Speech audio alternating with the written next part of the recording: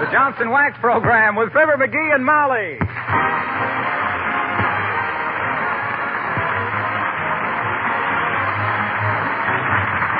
The makers of Johnson's Wax and Johnson's Self-Polishing Glow Coat present Fibber McGee and Molly, written by Don Quinn with music by the King's Men and Billy Mills Orchestra. The show opens with Who Cares?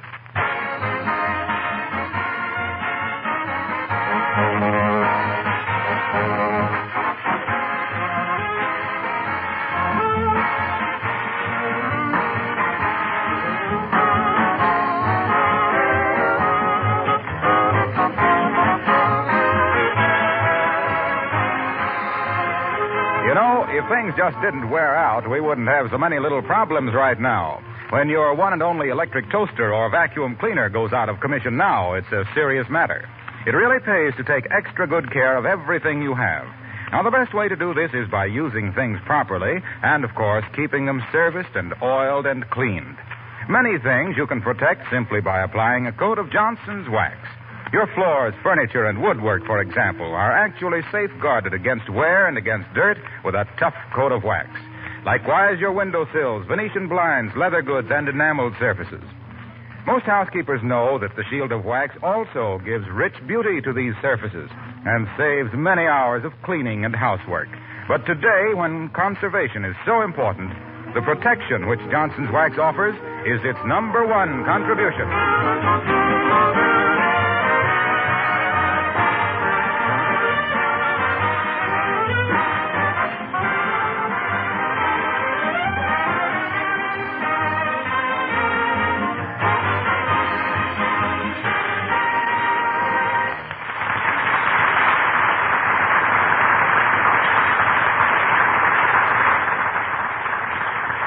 Well, as we visit Wistful Vista tonight, we find our friend... One side there, Sonny, one side. Hey, what's your hurry? Who do you want to see? Fibber McGee and Molly.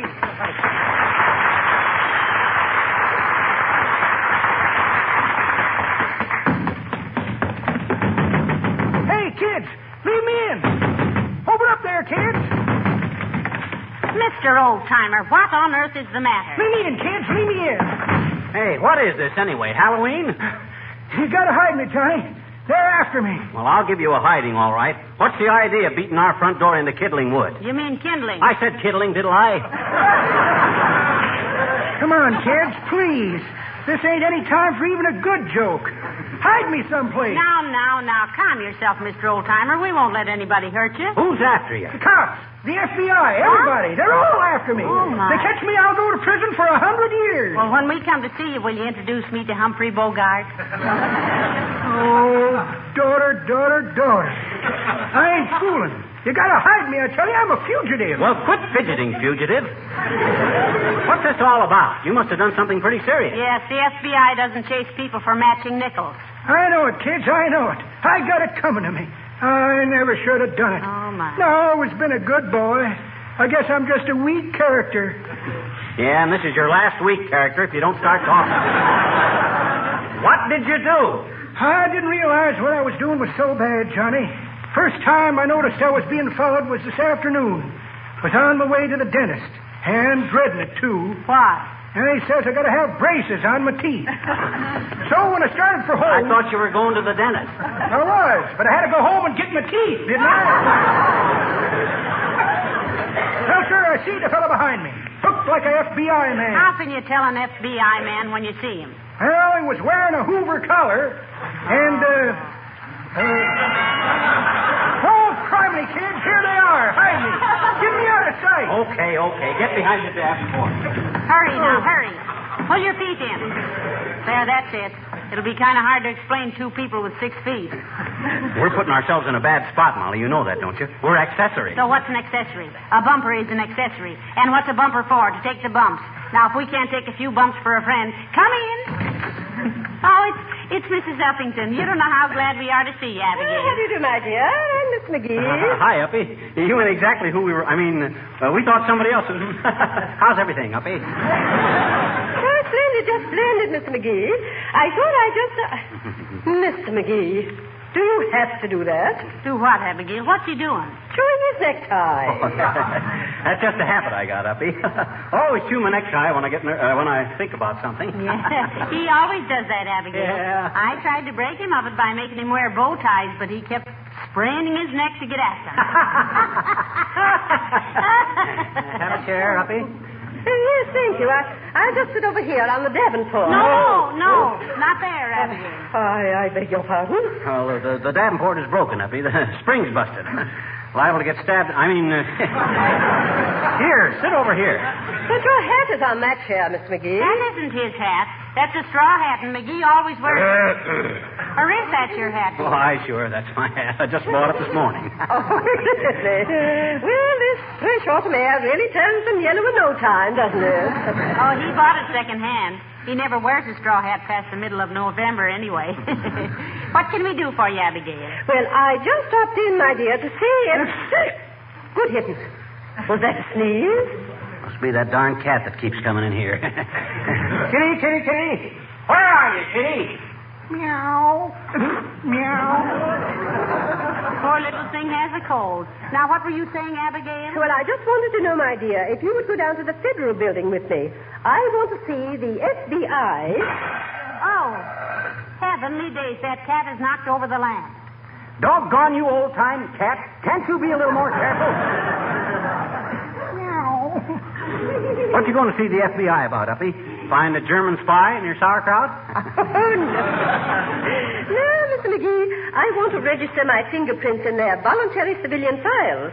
My brother in Washington suggested it. Oh, you got a brother in Washington? What does he do? He's a lobbyist. Oh, we don't care where he sleeps. What does he do? Well, I don't quite know, my dear. It has something to do with the farm lobby. I believe he's a rainmaker. A rainmaker? Bosh. A likely story. Nobody can make rain. Well, possibly not, Mr. McGee. All I know is what people tell me. They say he's been under a cloud for some time. Well, I'm sorry you can't come with me. Goodbye.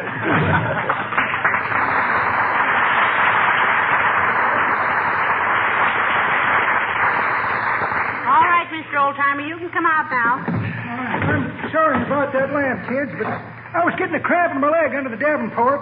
Hey, why can't I hide in here next to No, you can't hide in there. No, don't open that door. Why not, kid? Seems like this would be a perfect place to...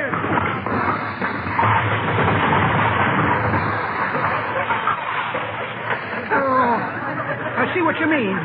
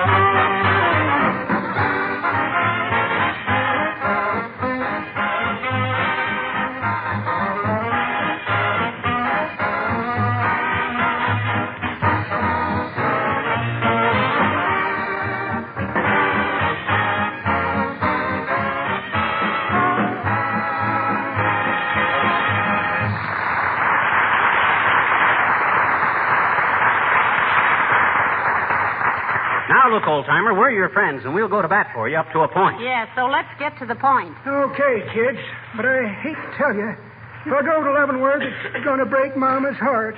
I was her favorite boy. I was always the one they cut down Papa's best pants for. How many brothers did you have? Didn't have any, just 3 sisters. You ever seen My Sister Eileen? My Sister Eileen is a play, isn't it? Not mine. She's a sketch. I mind one time... Oh, for goodness sakes, Mr. Oldtimer, tell us what you've done. Why are the police after you? Yeah, make with a confession. Well, I don't know right where to start, kids. We'll start right at the beginning. Yeah. All righty. Well, sir, I was born in Terre Haute, Indiana. One of two twin boys. Papa takes one look at us and says, let's keep this one and drown the other one. And that's how I learned to swim.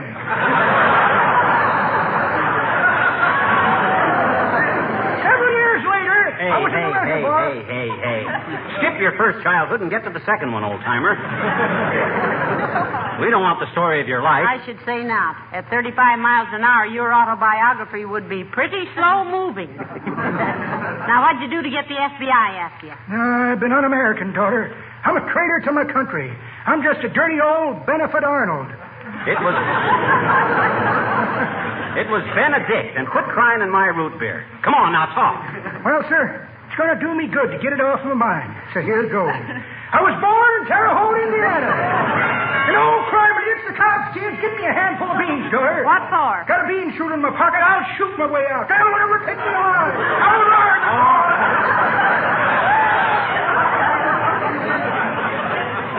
You talk like the bad half of a double feature. Scram into the dining room. No, the other door. That's it. And if anybody comes in there, just lie down on a pickle dish and put on a dilly expression. Okay, McGee, let him in. Come in. Oh, for goodness sakes, Billy Mills. Hello, Mom. Hello, Skip. Hi, Billy. Won't you come down and sit in for a moment? Won't you take off your chair and have a cold, Mr. Mills? She's kind of nervous today, Bill. She means, won't you give your hips a downbeat? Oh, thanks. I just wanted to tell you I saw your new picture. Here we go again. Oh, did you really? How'd you like it, Billy? What do you mean, how'd I like it? I admitted I saw it, didn't I? Do I have to get nasty about it? A fine thing.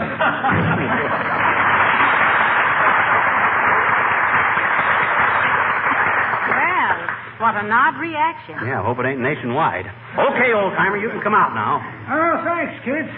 I sure had me scared for a minute. Well, I don't know why. You've known Mr. Mills for years. It wasn't him I was scared of, daughter. All the time I was in the dining room, somebody kept ringing the back door buzzer. We haven't got any buzzer on our back door. Oh, I must have, Johnny. Heard us play. Wait a minute now. Where were you in the dining room? Under the table, daughter, on the side towards Oh, you were sitting on the service buzzer. What's that? That's a signal for the maid to bring in the next course. If we had a maid. We ate our dinner in courses, only we don't have a maid, and we eat in the kitchen, and we call it supper. And after this, watch where you sit. Yes.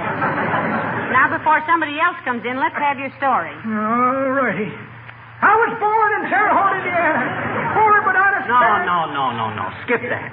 What are the cops after you for? Hey? Oh, yes. Well, kids, you're going to despise me for it when I tell you.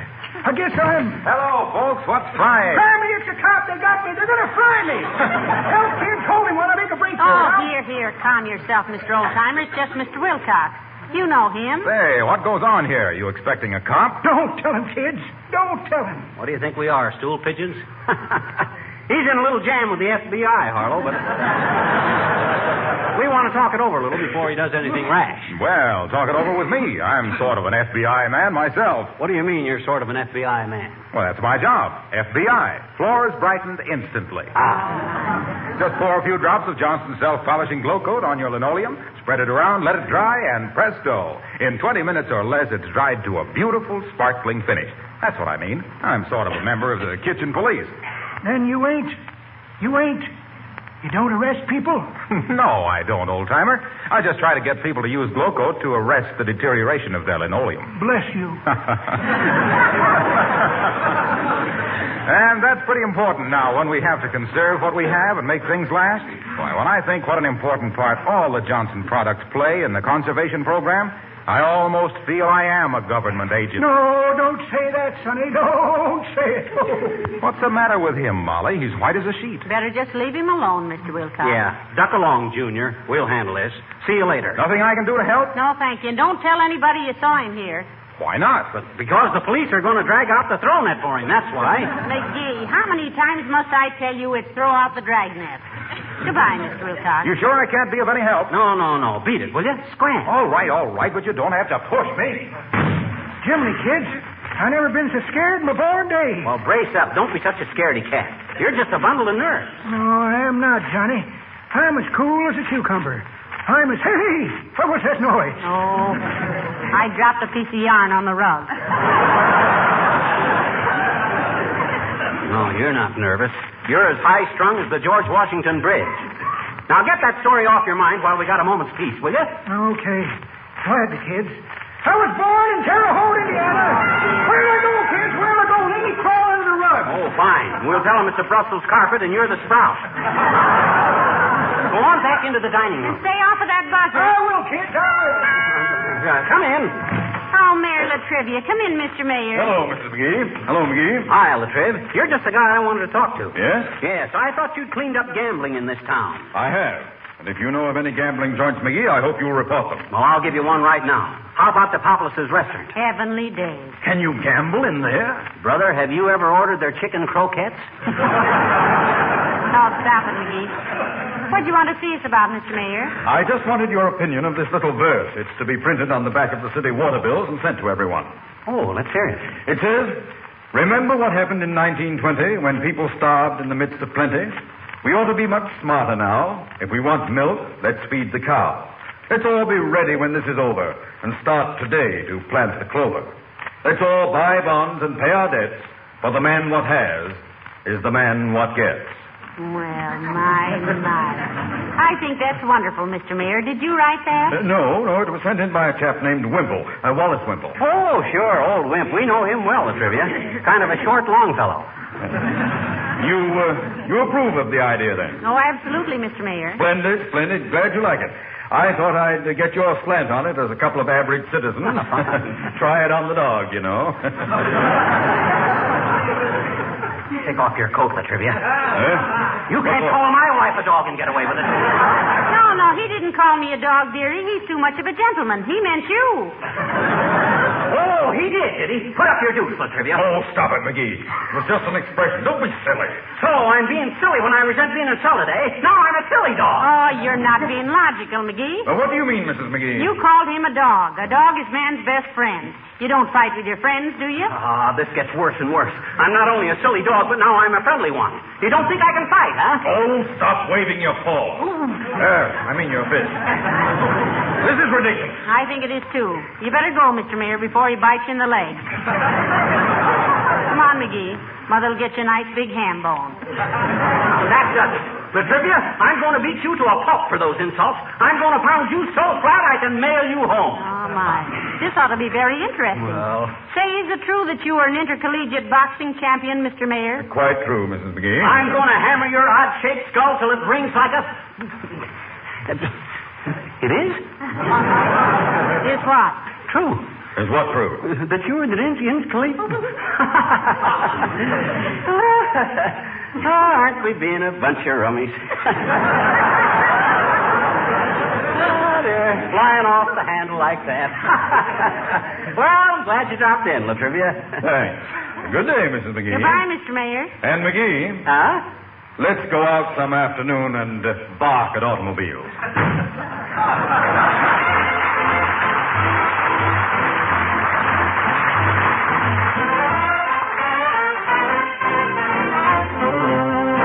The King's Men sing Conchita Lopez. He was a handsome young Irish lad. She was a Mexican beauty. It was siesta, and I might add, romantically, he was on duty. A boy and a girl need the stars. I can tell it in 64 bars. His Irish heart went bingo when he saw the Rose of Juarez.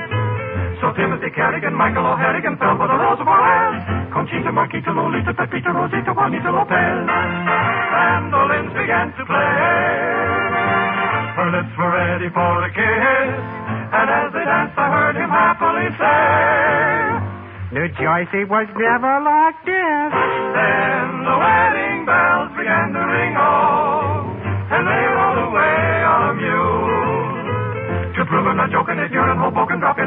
than you. Miss Conchita, Marquita, Lolita, Pepita, Rosita, Juanita, O'Toole.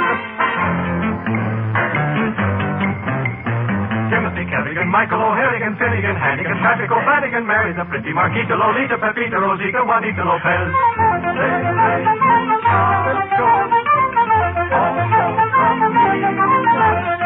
There is Teresa, Maria, Elisa, and Patsy, and Molly, and Mike. And there is Pedro, and Sancho, and Carlos, and Pancho, and Timothy Jr., and Spike. The wedding bells are now just a memory, but still they're happy and gay. To prove we're not joking, go round to Hoboken, drop in on the family someday. Sure, they'll steal your heart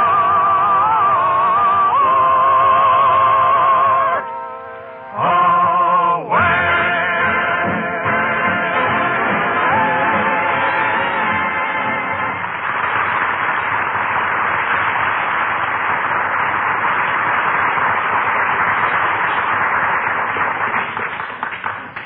Okay, old-timer, all right, the coast is clear. You can come out now. Thanks, kids. Who was it? What did he want? It was the mayor. He wanted to get a free criticism on some poetry. Cheapskate. Well, bachelors always take advantage of people, McGee. They're called on so often to fill out a bridge table, they think every fourth person in the world is a dummy.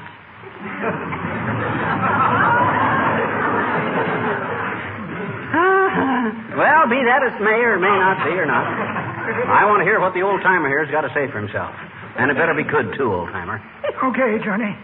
Well, sir, I was born in Terre Haute. Hey, look, kids. I've been so scared today I ain't had a bite to eat. How's about a sandwich, Toller? Why, of course, you poor thing. You come right with me. But, Molly, why can't we let him tell his story before... Hush, dearie, hush. The poor man's hungry. You can't fire a gun without loading it. Oh, I see. I see. Before he shoots off his face, we got to feed it. Okay, but keep the kitchen door shut, and if anybody comes in, I'll stall them off. Oh, thanks, Johnny. Just give me a bowl of soup, daughter. I'll be much the whole bit. A bowl of soup, my clavicle.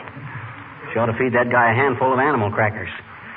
If that monkey ain't lying, he's got his neck out like a giraffe. I wonder. Hi, mister. Huh? Oh, hi, sis. I didn't hear you knock. I know it. I didn't knock. Why not? Why didn't you knock? Well, gee, that'd be silly, mister, when you got a doorbell to ring. Well, then why didn't you ring the doorbell? I couldn't reach it. Then why didn't you knock? Look, mister, we've been all over that. If you want somebody to ring your doorbell, you just wait till Halloween. You just wait, I betcha. Oh, lay off, sis. Lay off. Anyway, you said you couldn't reach it. I can when Willie Toops boosts me up, I can. Oh, I see. We tried it last night. Oh, you did, eh? Kind of a dress rehearsal for Halloween, huh? I said it was kind of a dress rehearsal. Only for me. Willie wears knickerbockers. Look, sis, don't you know the real significance of Halloween? Eh? What? What'd you say? What'd you hear? Look, sis, every holiday is celebrated for a certain reason. Don't you know the real reason we celebrate Halloween? No. Why do we, mister? Why do we? Ah, that's better. An intelligent attitude like that deserves an intelligent answer. Thank you. We celebrate Halloween, sis, because it always... Yeah? It's to commemorate the... Yeah? Oh, it's too involved to go into right now. I'm busy. You better run along. Have you got time for a poodle? Have you? A what? A poodle. Where is it? Let me see it. You can't see it, mister. I tell it to you. You tell me, a poodle? What kind of double talk is this? You know, mister, a poodle is a little riddle you can't get through your noodle.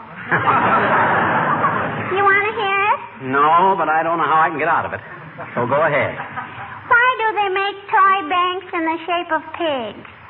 Oh, I'll sit still for that one, sis. Why do they make piggy banks? Because sailors wear little white caps. I don't get it. Well, gee, it's simple, mister. Huh? Sailors have little white caps, and the sea has little white caps, too. Yeah. And it makes the waves pretty. And my mother is pretty, too, and she just joined the waves.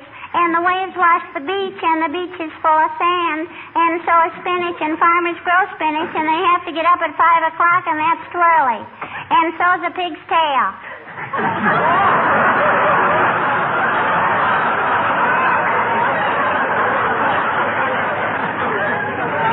And so's a pig's tail, and you can bank on that, I betcha.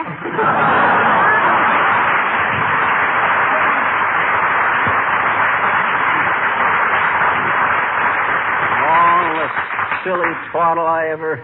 Sailors have little twirly caps because spinach gets up at 5 o'clock with a pig full of sand. That don't make sense. Did I hear you talking to somebody, dearie? Yeah, a little girl from across the street. How you feel now, old-timer? Fed up? You bet, Johnny. Yeah, so am I, with the whole thing. So get busy now and tell your story. Yes, Mr. Oldtimer. You know, we've been very patient with you. If we can help you with a clear conscience, we'll do it, but we won't be parties to anything crooked. Now, go ahead and tell us. Well, it was like this, kids. Oh, I'm so ashamed. I wouldn't blame the FBI if they stood me up against a wall and shot me. Shot you for what? Well, I'm a hoarder. What? That's the way you heard it, daughter. I'm a hoarder. You ought to be ashamed of yourself. I know it, Johnny. I know. Yes, you know very well that hoarding causes shortages, and shortages cause prices to go up. It's greedy and selfish and un-American, and who do you think you are to need so much more of anything than somebody else? Pour it on, daughter, pour it on. I deserve it, but it all started so easy. You see, I had 4 of them to start with, then I thought I'd get me a spare. Oh. I begin to see. Then when I had me a spare, I thought I'd hide some away, and I knew a fellow that'd give them to me at a 25% discount, and I couldn't resist it, and I kept buying them and buying them. I got hundreds of them all over the house.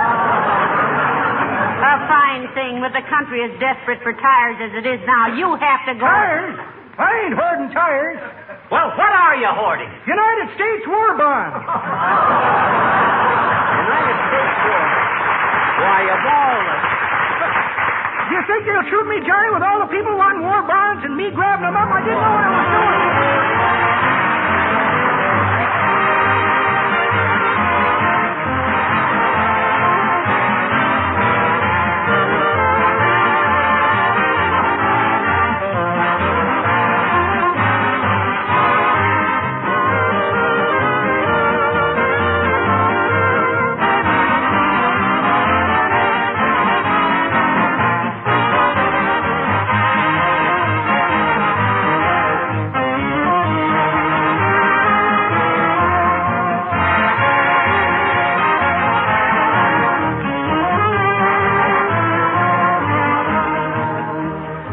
It's said by our enemies that we are a soft, wasteful people.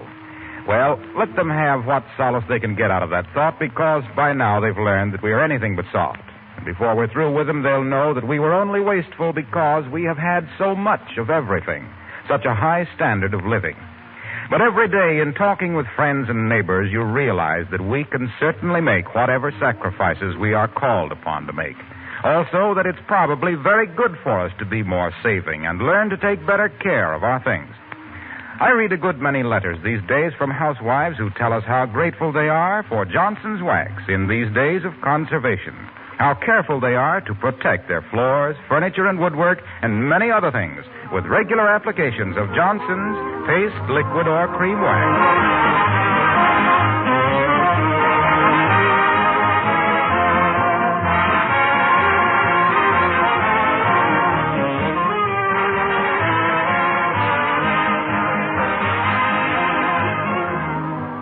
Did you hear Mr. Wilkie on the radio last night? Yes, I did. What do you have to say? Made a very interesting speech. Says the world isn't as big as it used to be, and after this war, we all got to be neighbors. Oh, hands across the sea, you mean? Yeah. First arms and then hands. Good night. Good night, all.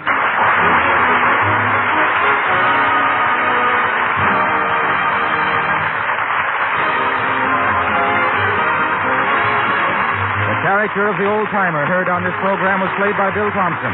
This is Harlow Wilcox, speaking for the makers of Johnson Wax Finishes for the home and industry, inviting you all to be with us again next Tuesday night. Good night. This program has reached you from Hollywood.